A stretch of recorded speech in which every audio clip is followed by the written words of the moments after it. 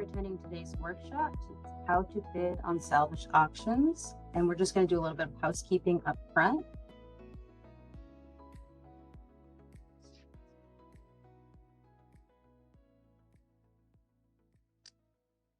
So a little bit of an overview of the procurement department. The procurement department is the contracting authority for the city of Chicago.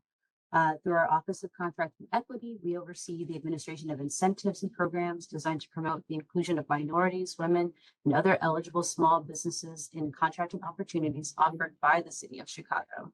But today's workshop is actually about a specific unit within our department. It's the Salvage Operations unit. Shout out Salvage Operations. And a little bit about that unit. So as a part of a strategic effort to maximize taxpayer dollars, an online salvage auction program was created to sell antiquated and decommissioned vehicles and equipment. Additional savings are gained by avoiding storage and disposal charges while at the same time repurposing items and eliminating waste. The department works closely with other user departments in the city, such as water management, aviation, fleet and facility, who help us identify decommissioned and scrap metal items viable for auction. And just so folks know, we do have a webinar series going this year. So this is one of our workshops. Our next one coming up in 2 weeks is eProcurement 101. So if you not only want to bid on auctions, but also want to bid on solicitations and contracts with the city, I do highly recommend you attend that one as well. And with that, you can also follow us on social media. Our username is Chicago DPS on all of the platforms. That's YouTube, Facebook, Twitter, and LinkedIn. We do share all of our solicitations on there as well. We share opportunities when we're hiring. It's really a great resource. We do a good job of maintaining it and keeping it up to date. So I do recommend folks follow us there as well. And with that, I will hand it over to Zach from Public Surplus. Thank you. So as mentioned, my name is Zach and I'm with Public Surplus. So I'm a product manager over here and my role is to help the public get on there to be able to bid on items that the city and other government agencies have to sell. So my plan today is I'm going to take you out to the actual website, show you what it looks like, and show you what that process entails. I'm going to share my screen right here. Okay, I'm back, and hopefully it's going to let me share it now. Perfect. Can you all see my screen? Absolutely. Okay, great. So what I'm going to do here is I'm going to go out to publicsurplus.com and we're going to start just as if I'm a general person in the public that doesn't have an account or doesn't know what they're doing pertaining to surplus disposal. So publicsurplus.com, pretty easy front page. There's going to be a few auctions up here on the front that people can just kind of see things that are featured. The city of Chicago and other agencies can feature certain auctions that will rotate through here. Normally specialized equipment, as you can see, like fire trucks, things like that, a little more unique. And then we have auctions that have the most active users on them, meaning a lot of bidding and a lot of watched auctions. But on this main page here, anybody can come out here and they can search by categories. You could come out here and say, okay, I'm interested in buying some vehicles. You come out here and click on the motor pool auction category, and you'll see there's almost 800 items up there. We are nationwide. So they're going to be auctions all over the country, all around. And so you can, look at the main page and see all the different auctions. But specifically, if I'm in, the area of Chicago, I probably would go to a specific region. So I would then go up here and I can browse auctions within an area. And I could just say I want to look at Illinois auctions. And then it's going to pop up 32 vehicles being sold in Illinois right now and gives you a good idea of what you can go look at with that. If it's specific to only the city of Chicago, you can do the same thing. Auctions do vary. Not sure if Chicago has any specific vehicles up here right now, but we can look. Go to the city of Chicago, and you'll see right now there's 2 vehicles on the website for the city of Chicago. So I'll come back to what the bidding process looks like and how that works, but I do want to show you how we first can get set up to be able to bid if you have not done that yet. So we go back out to publicsurplus.com. I'll stop for my search and just go back here. And then it's going to take me to my home page. From here, you don't have a login. So if you don't have a login, what you would do is you would go over here to the About tab. With the About tab, you would select that, and then you would register. We have a seller registration and a buyer registration. Only government agencies can sell on our website, like the city of Chicago, Cook County, etc. But anybody can buy on our website. So if you're going to be a buyer, you would click on the buyer registration and then fill out this form. Pretty easy to become a buyer. You need a valid email address.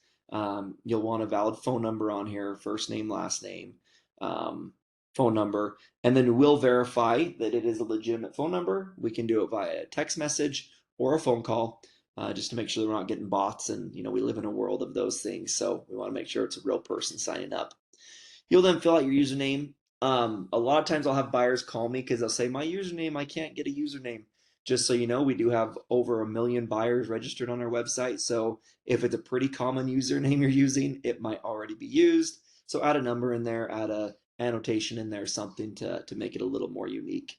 We don't recommend putting your email address as your username, just because you might get a lot of emails and stuff if you do that. So at that point, you'll come down here and then you will accept and register the item for becoming a buyer. Click register. I won't do that right now because obviously I'm already a buyer. Once you register, you will then receive, as I mentioned, a phone call to verify your information, and then you're able to log in. So all you do at that point is come up here to the login page. I will log in. It will have you do an MFA. We're very big on security, especially because we do work in the government space. So when you log in, you'll need to go and verify a code. So I'll go to my email that I'm associated with.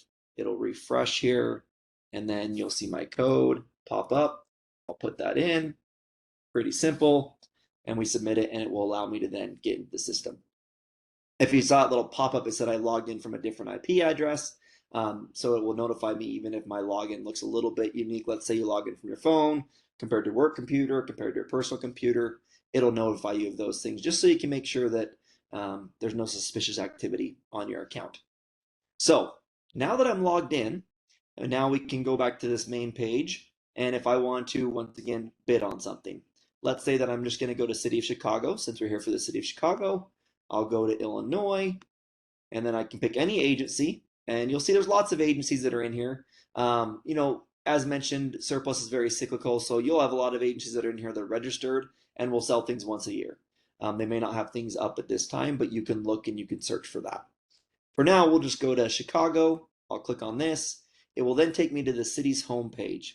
And on the homepage, I'm going to see any auctions that they've featured. So the city has selected these 3 specific auctions to be their featured auctions. And then we can once again go down here and look at all the other auctions they have. So these are ones that are popped up into certain categories.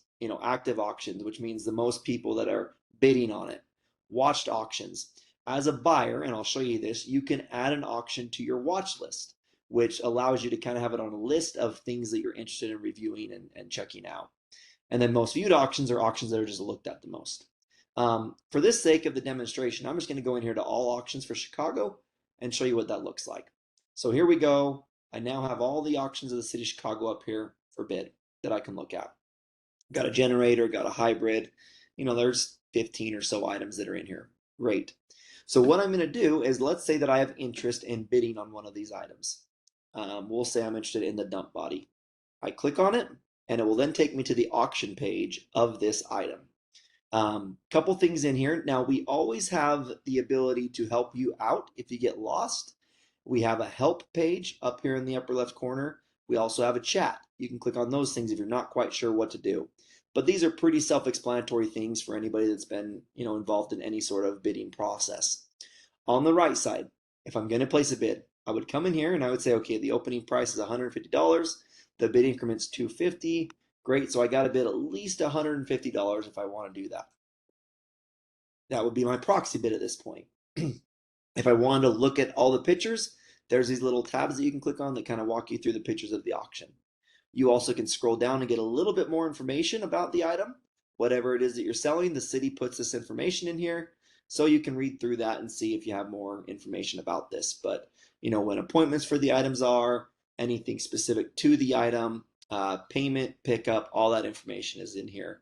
The city of Chicago does a really good job making sure that stuff's very clear for you. So you can review that information and make sure it looks good.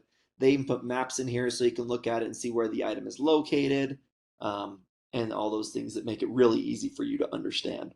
So I'll come up here, I'll just double check things. I'm feeling good about this auction. Okay, it started a couple days ago, a couple days left. This is where it's being sold. The auction contact. I feel good about that. Now, if I'm a buyer, let's say that I'm a reseller or something in those lines, we do have tax exemption forms. You can fill out a form that would make you tax exempt on purchase of items as well. That's what this bottom form is here. General public that's not tax exempt, they wouldn't really worry about that. But I have the bidding area over here on the right side. Below that, I do have a questions area. I can get in here and I could ask a question and just say, let's do, do you know the weight of body or whatever. Now, I'm not going to obviously save that question because this is not a real thing that I'm doing, but I would hit that and then the question would come out to the website and then it would go back to the auction and there would now be a question down here that says there's a question. The city's notified of that and the city is then able to go in there and answer the question. And so you might look at auctions and see there's already been 3 or 4 questions asked that may be similar questions to what you had, and that will help you when you distinguish information about what you need. So there's that area. You then have, as I mentioned in the beginning, when I was looking at the most watched auctions, you then have a watch list. So as a buyer, let's say that I'm not ready to quite bid on this item. I don't want to commit to it yet, but I am interested in keeping an eye on it in case it's a price that I'm happy with that I want to bid later. I can click on this button and add it to my watch list. And now that auction is now on my watch list, and I'll show you what that looks like here in just a little bit. But for this purpose, we're going to say, okay, I feel good about it. I'm going to bid on this. I input this number. I then hit submit. Now what's going to happen is it's going to then take me to a location to confirm my bid. Now I'd have to type in my information, once again confirm that I am a legitimate buyer. I'm going to hit confirm my bid. And then at this point, as you can see for me, because I'm at our headquarters in Utah, I'm now getting a notification saying this auction is far away from me. Do I really want to bid on it? And so it's kind of a warning page saying you're that far away. I'm not going to actually bid at this point because we're right where all I do at this point is hit accept and then my bid would be placed. I'm not going to accept it because I'm not bidding here, but that's all you would do. Once you hit accept, there will be some terms and conditions that pop up as a buyer that you agree to, such as you're going to make payment on this item, you'll pick it up within a few days. It's terms and conditions that the city has outlined for you to agree to. So I'm going to decline that at this point because I don't want to actually place a real bid on this. But that's what the bidding process looks like. It's a very simple process for you to be able to get in there and place a bid. Now, a couple things with it is this auction has no bids on it, which is fine. But if we go back to the city auctions, it doesn't like me going back there. So I'll give you guys the wonderful opportunity to see me go in here again. And I'm going to go back to the home page and I'll look at all auctions for Chicago. And then I'll be able to see from here, okay, let's say I want to go in here and bid on this diesel generator. And this diesel generator, same thing with that. I don't want to do that one either. Let me see if I can find a different one here. Let's do this Bombardier. So on this Bombardier, it will tell me here that this auction has 5 bids. So the minimum bid right now I would need to bid on is $22.70. I might go in there and place a bid at $22.70 and immediately I get outbid and it says there's another bidder bidding. If there's an auction that has multiple bidders bidding on it, you can come in here and put a proxy bid in, which will bid up to that amount for you in the amount of the bid increments. So I can say, okay, I'm willing to go up to $3,000. Now the bid is not at $3,000, but that's as high as I'm willing to go. And I'd place that bid, and the system would then automatically put your bid as high as the next bidder's bid above them with the next bid increment. So let's say this bidder had a bid in there at $2,500 and I put my proxy at 3,000. What would happen is my bid would then come in at 25.25 because that's the next bid increment, and I would then be the highest bidder of that amount. It would not go all the way up to 3,000, but it would go up to that amount if people were still bidding against me. So let's say that this person had a bid in at $3,200. If I put my proxy bid in at 3,000, it would go all the way up to 3,000 and then it would stop. And it would just tell you that you've been outbid. So sometimes there's some confusion on the proxy bid and how that works, but hopefully that explanation helps. And as I mentioned, our system is very good at having information in here for you to understand how things work. So if you need a little bit more information, you can click on the help tab and there's all sorts of help in here. What I'll do is I'll go to, for instance, I'll go to like the glossary and it will tell me, okay, what are bid increments or what is a proxy bid? And I can click on that and then there's an example and an explanation of what that is if you're not quite sure what something is. So we don't need to go through each one of these items, but these are all things that people have questions on, and we make it very easy for you to get in here and check it out. And then as mentioned, if you don't even get the answer to that, there is a chat button with somebody available all the time to get on there and answer a question. Or if they're tied up with chat, then it will have them be sent an email and they'll follow up with you the next business day to get in there and answer questions. So that's the bidding process. We place our proxy bid. Let's say at that point we now are the high bidder, and there's how long left in this auction? There's 2 days left in this auction. Great. We're now the highest bidder at that point. If within the time frame of this 2 days to the end of the auction, somebody else goes in there and outbids me, I will then be notified via email that I've been outbid with a quick link to be able to click on it and go back into this auction and bid on it again if I want to. So you don't have to stress about constantly monitoring it yourself. I always tell buyers, come in here, place your proxy bid, let it be, and then if you get notified that somebody outbid you at that point, you can go back in there and decide if you want to increase your bid or not.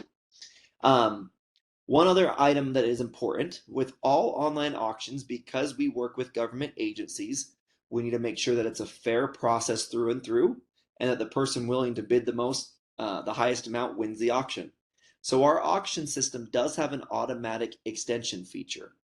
What that means, and there's a little help button here that we'll show you as well. But what that means is that there is an auction that is slated to end at 2 o'clock. If somebody goes in there and places a bid at 1:59, the auction will automatically extend 5 minutes. So it will go until 2:05 p.m. And then let's say somebody else gets in there and bids at 2:03. It will then extend until 2:08 p.m. And it will keep extending as long as people keep bidding. Our system is very different from a lot of places like eBay or those systems that just end at a set time, because there's a lot of bidding software out there that are called snipe bidding softwares. And those softwares will basically get in there and just place the bid with 1 second left, and then you're guaranteed to be the winning bidder because you're the last person to bid. Our system works a little differently, where it's not just the last person to bid, but we make sure it's the person that's actually willing to bid the most, because it will keep extending and giving everybody an opportunity to bid on the item until nobody else bids in the last 5 minutes, and then the auction will end. So that's another important feature to make sure people are aware of. Similar to the last auction, pictures are down here. There is a question on this auction, so that's great. You could view that, and then more information about the auction itself. So let's say we let it go, the auction ends, and we then become the winning bidder. The auction's over, great. At that point, I have this My Stuff tab. Now, I have not won an auction, obviously, in here right now. I don't have anything that I'm bidding on currently, but you can see some past bids that I've done in the system a few years ago as we were doing a few things with system tracking for firearm purposes. So it makes it very easy for you at this point to come in here and see your past bids. With your past bid, you'll be able to see exactly what I bid on, exactly what the final price was, exactly what my bid amount was, and if I had won it or not. Now, for the purpose of these auctions, I didn't win them. It was just a training thing. So there's no winning here. But you would have a thing that says you're the winning bidder, and there would be a link here that would allow you to pay. Simple little blue button, you click pay, and then it will take you out to the City of Chicago's payment system to place payment on the item. Once you place payment on the item is now yours in a sense of you are the winning bidder and you have purchased it. From that point, you would then contact the city to arrange a pickup time for them, and then go receive your item whenever you're available, and the transaction is complete. So that's from the start of, okay, I want to get on there an auction, I want to bid, to what the auction closing process is going to look like. Now, I had mentioned a couple things about the watch list that I just want to show you all. And one thing I haven't mentioned, but is very important for you to know, which is your auctions of interest list. So the watch list is what I had mentioned before, where I added that auction to my watch list. If you're somebody that gets on here regularly, and you're bidding on lots of vehicles or lots of kitchen equipment or whatever, it's hard to keep track of everything you're interested in. So you can add it to your watch list and then just come here and see, okay, here's the 7 items I've been checking out, and quickly see the price and how much time's left and make a decision if you want to bid or not. The auctions of interest list is just a little bit different from that. The auctions of interest list allows you to actually come in here and set your preferences. So I'm going to click on this and I'm going to set my preferences. You can state specifically the type of auctions you're interested in. So I can say, okay, lots of different categories, but for me, I'm interested in any sort of vehicles. So I'll come down to motor pool, and I'll highlight automobiles. I'm interested in automobiles. I'm interested in motorcycles. I'm interested in the SUVs, whatever it is, a van, a truck. And then I come down here, I can pick my region that I'm interested in or my location if you want to do it by zip code. So let's say that I'm within, I'm zip code 79101.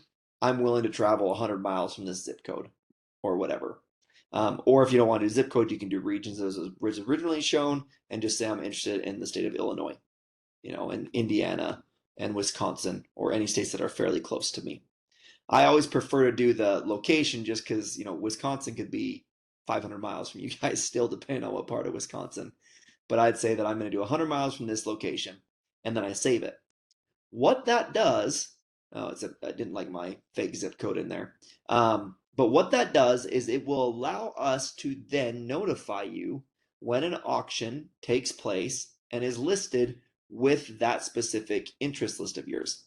So you're not having to go in here and check it every day. What will happen is we will notify you saying, hey, Zach, there was some motor pool items.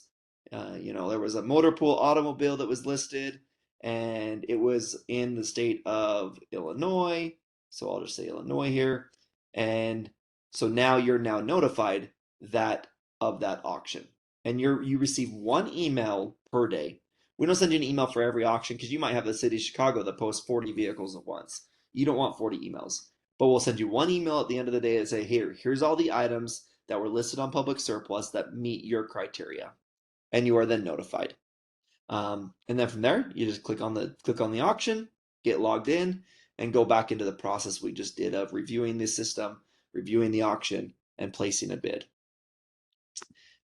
So that's mostly the whole process of how you get in there and you're able to create an account, review an item, bid on an item, and then close the auction down and go to your past bids and pay for an item.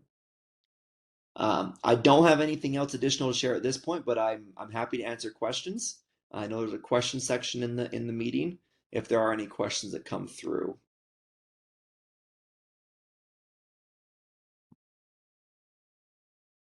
Thanks, Zach. There actually aren't any questions in the chat right now. But since we do have our salvage operations folks on the call as well, I thought this would be a good opportunity for them to speak to anything that is sort of specific to how our operations team uses public surplus, maybe through payments or like picking up the items or things like that. If you guys want to talk to that. Yeah, happy to answer any questions. Yeah. Can you explain how the bidders make payment? Do they add a credit card or is it ACH or anything? Wire transfer? What are the payment methods? Yeah, great question.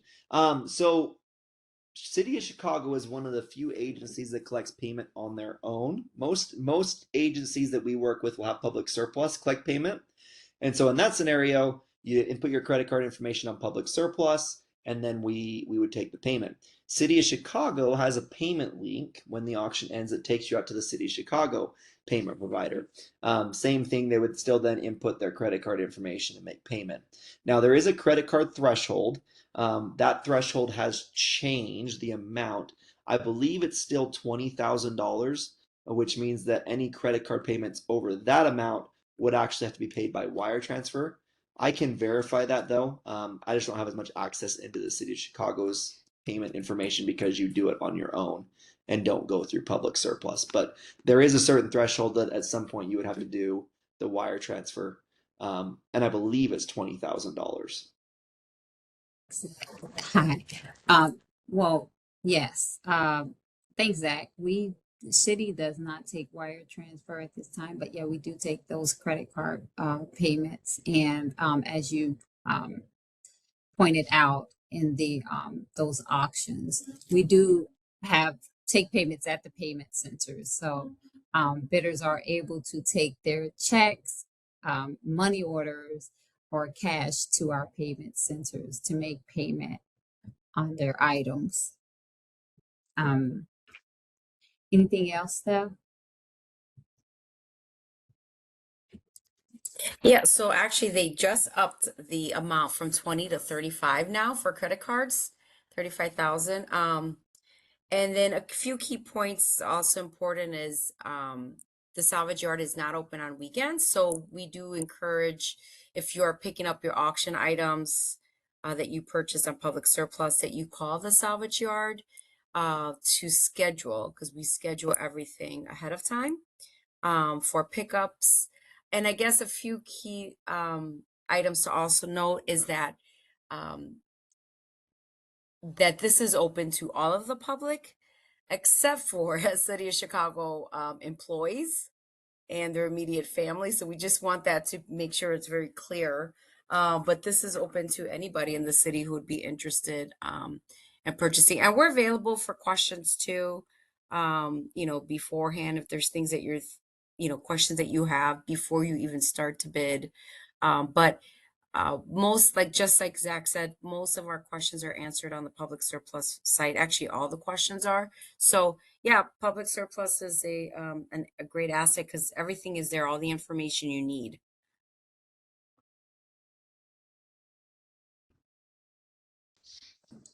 Awesome. Agreed. Thanks, Steph. So with that, I think that was a great overview into the public surplus option and salvage operations through the city of Chicago. If folks do have any questions, they're always welcome to reach out. Like Steph said, we have a feedback email. It's dps.feedback@cityofchicago.org. And I can send that to all of the registered folks as well.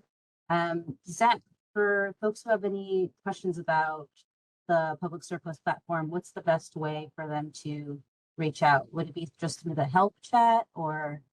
Yeah, so at first we'd recommend go to the chat. Normally they're going to be able to answer 95% of questions, right?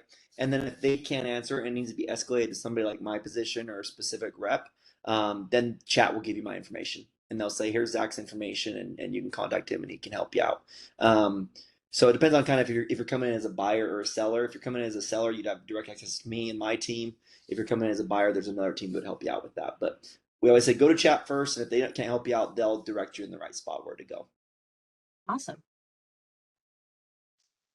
Well, I guess that wraps everything up. Thank you guys. Thank you everyone. If we do have any questions that come through after the fact, we'll send that to all the right people and we'll get you your answers.